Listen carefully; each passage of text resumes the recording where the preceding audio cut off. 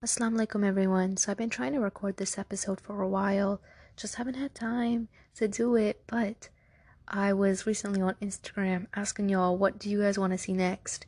Got lots of comments, got lots of different ideas, so I will be trying to upload a lot more if I can, inshallah. But in this episode, I'm going to be talking about something a little more heartfelt. And I remember I tried to record this episode maybe like 3-4 months ago when I first started my podcast, and it just wasn't working. And it wasn't. I retried like 5 times, but it just didn't hit. So I let the topic go.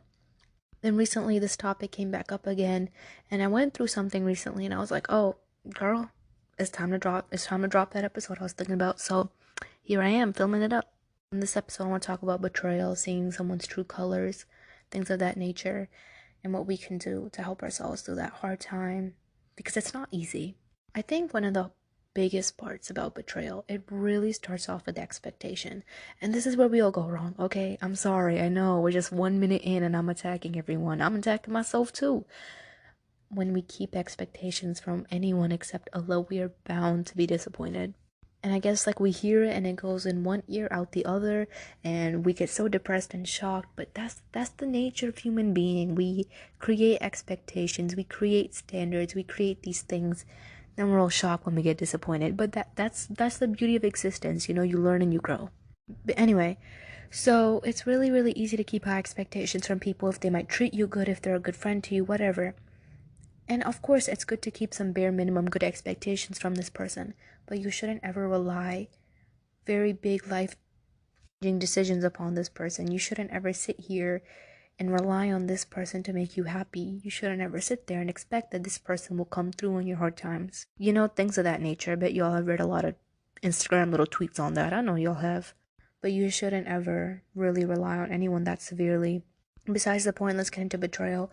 I think one of the hardest parts about betrayal is identifying the situation you thought it would be, the person that you thought this person was, and then the situation it came out to be, the situation and how you're handling it in the way that this person actually came out to be. You know what I'm trying to get at? And it's really important you learn to differentiate between these two people, because it's kind of like two different identities. It really is. The person that you put your trust in, the person that you put your expectations in, the person that you trusted, that you were friends with, whatever, that person and the person that betrayed you today and showed you their true colors are very different two people.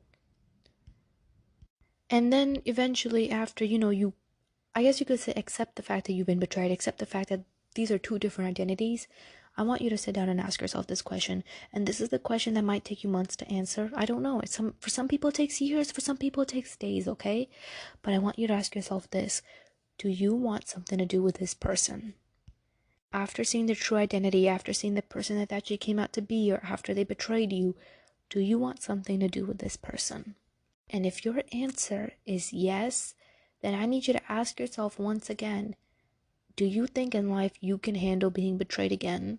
A lot of times in life we become so super sacrificial. We're like, oh, it's okay, I'll patch it up, I'll deal with it. Like, I got betrayed, but it happens. It's like we don't see the red flags. We don't see them. That could be in friendships too. We don't see the red flags.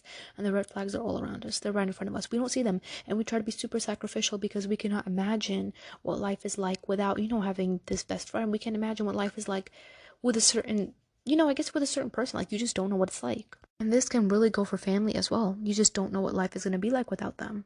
But then you need to ask yourself, how are you created and how will you die? And this is something I remind myself all the time. You came into the earth alone, you'll die alone.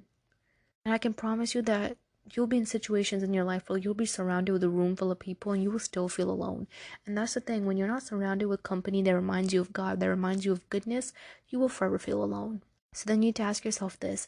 And one thing that I always go through in my brain is, I tell myself this all the time. I'm like, if somebody is going to dim the light of my iman and they're going to spread fitna in my life, then I think I will have to abandon them. And I know this sounds harsh and people hear this and they're like, oh my God, that is so mean. But I want you to ask yourself, like, don't y'all think that you should abandon who you must if they hurt you, if they betrayed you? Don't you think that you should leave a situation if it hurt you this bad and it's hurting your iman and it's affecting you? It's bringing fitna in your life. Don't you think you should leave? Because there's nothing more valuable in this entire earth than your iman, your love for God, your worship, your faith for God. There's nothing more important than that. No human being, nothing.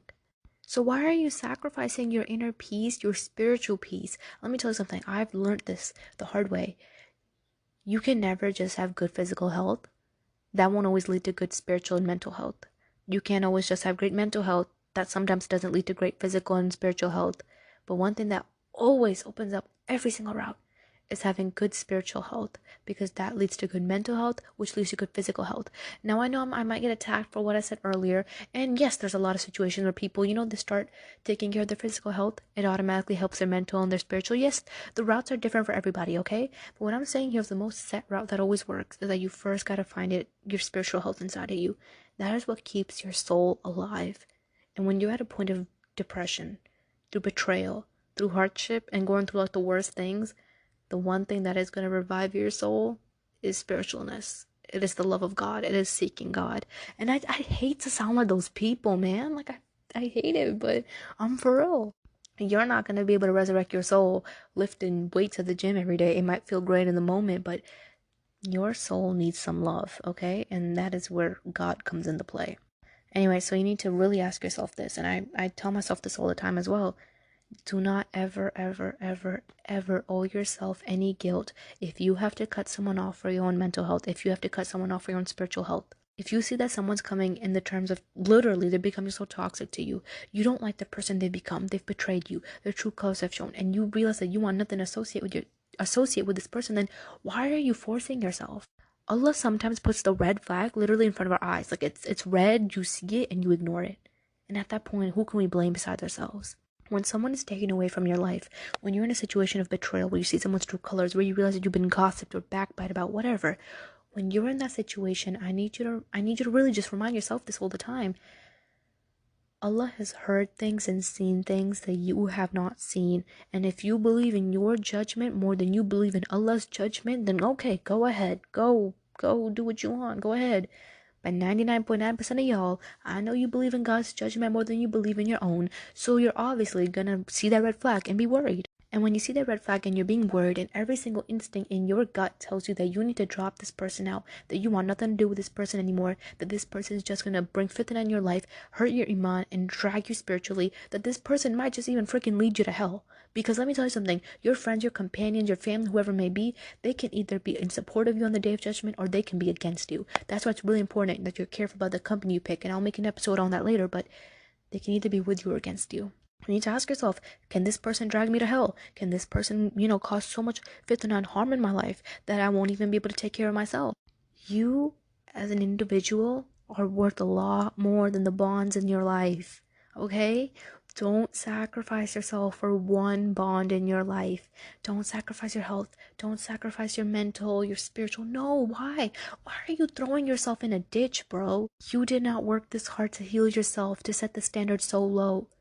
It's okay if you're not accessible to everyone. You worked hard, you were hurt, you were healed, and you went so far to heal yourself and to take care of yourself. And now that you're going through betrayal from someone you love, from family or whatever, why are you going to sell yourself short?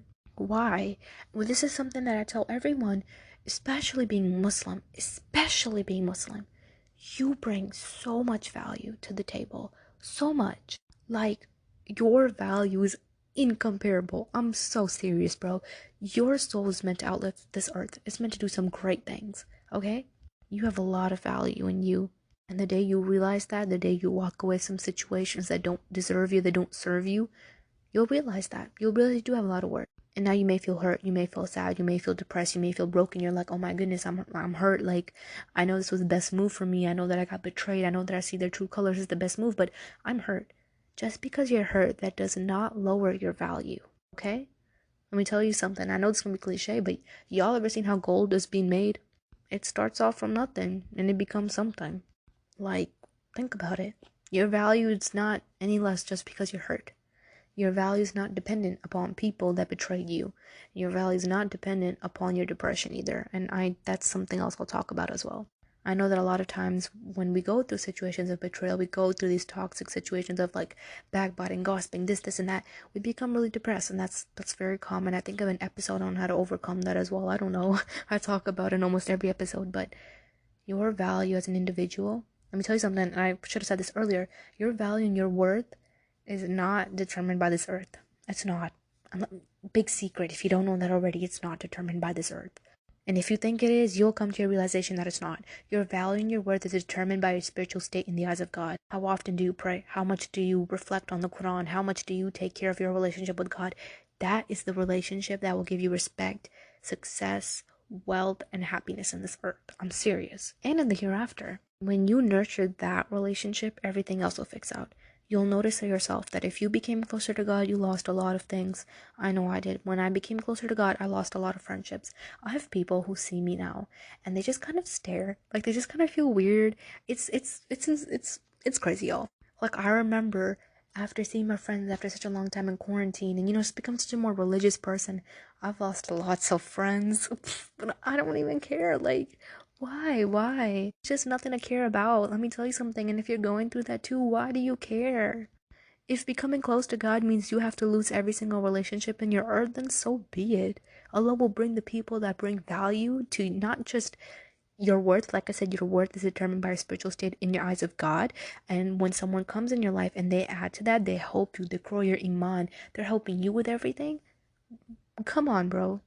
Like, you need somebody that's gonna help you heal. You need somebody that's gonna really help you in your spiritual state. Stop selling yourself short. And I know that in this world, there's so much fitna. It's so easy to believe that you need to be doing everything else that everyone else is doing. But let me tell you something. The more and more and more and more you try to be different in this world, by chasing this world, the more same you'll look like everyone else. But the more you try to chase your Lord, the ahira, the goodness, the more you'll stand out naturally and the more of an amazing person you'll be. You will easily become distinguished among everybody that you're around. And that's because God's presence is really with you. The biggest thing that always I've noticed helps everyone through betrayal is when you go into such a hard betrayal, you see people's true colors. Like I said earlier, ask yourself those two questions. Is this person the same that they used to be that they are now? And two, do I want something to do with this person? And if your answer is no, and 99.9% of the time it's no, then let it go. Let it go. Don't force yourself. Why? If you feel something in your gut and your instincts, I'm a strong believer that that's like your sixth sense, okay? Allah doesn't put those feelings inside of you for no reason, girl. Start listening to them. If you're getting this gut feeling that something's wrong, that this is wrong, I can't tell y'all how many times I didn't listen to my gut feeling. And I sit here today and I'm like, girl, you're such a bozo. Like, why ain't you listen to yourself? It sucks because I look back at it and I'm like, there was a lot of situations in life that I could have avoided if I just listened to my instinct. Really. And that's why I tell y'all, listen to your gut feeling. It's there for a reason. Allah put it in you for a reason, okay? And if your feeling is telling you that it's time to drop this person and end this chapter here, then do it. I know it's hard. I know it's hard for change to come into the way. I know it's hard to make new habits. I know it's hard to just, I guess you could say, like, if someone's such a big part of your life and they betrayed you, you see the true colors, family or whatever. I know it's hard, but it's a lot easier cutting someone else off now than having them cut you off one day, maybe 5 years later when you're in deep drowning water. I'm for real, bro. There's been situations where Allah has rescued, not just me, but I've known so many people. Allah rescues you from deep, deep waters that you won't be able to swim in at a really earlier age. Like, He'll rescue you. It could be 2 months, it could be a year before, it could be 5 years before. Something that could have happened in your life that could be literally a catastrophe and be the end of your well-being. There's a lot of situations like that where Allah helps you dodge a bullet. And I promise you, that bullet that you dodged was for a reason. It was. And if you trust in that, everything will be okay. There's really nothing bad for a believer. There isn't. You lose somebody and you remember that Allah saw things and heard things that you didn't see. As good as a person we think may be, we don't know what they do in our absence of our company, okay? You don't know if they're talking crap about you. You don't know if all your secrets are being out. You don't know any of this stuff. Because you're not God. None of us are, right? It's only Allah. So when Allah takes away someone from your life or you see their true colors and you're just feeling disheartened because you didn't expect it, well, then that's one. Don't keep such high expectations. I'm sorry, girl. But two, realize that Allah is literally your best friend. He's closer to you than your own vein. He's right there next to you. Your voice goes up to the 7 heavens. He's right there. He's listening to everything. You call out to Him and He'll answer to you. It's just a matter of you wanting to. I bet y'all have all heard how if you take one step to Allah, He comes walking to you, and He does. Trust me, He does. And I promise you one thing, and I swear on this, like I don't swear, y'all. Promise you this. You may not see why everything happens on this earth right now. But and you may not know for the rest of your life. You really might not. But I promise you that there is goodness in every single decision that God makes. And when you realize that, and you realize that God wants nothing from you, like He doesn't want to hurt you. When you realize that God doesn't want to hurt you, you're going to notice your life change. I promise, girl. Believe in it, you're going to see it change. So now when you're dealing with all of this fitna of seeing someone's true colors and their betrayal, it's time you pack up and you leave. Because maybe their identity is not the same as what you thought they'd be. That means you were pleased with the aspect that you thought they were, with who you thought they would be, not who they actually are. And we don't like to serve that in our life. We don't serve the company that isn't good for us in this life. We shouldn't. That same company could be the reason we destroy our ahira. You owe yourself no guilt, and you owe yourself nothing. You do not need to be super sacrificial and destroy yourself trying to heal someone else as well. And I want to mention that don't ever destroy yourself trying to heal someone else. It's not your job. I know that in life we sometimes feel like it is. Like we need to do it, and it's, our purpose, and we need to rescue this person, we need to heal this person, we need to change this person. The only person you're responsible for is yourself. You're only responsible of healing and changing yourself. That's it. And when you heal and you change yourself and you become a better person, Allah will bless you with people that are also invested in that same growth that you are. And I want to finish this off with this saying: the longer you entertain something that is not for you, the longer you delay what is meant for you. So ponder on that, think about that, let it sit in your brain. Inshallah, this is beneficial for someone.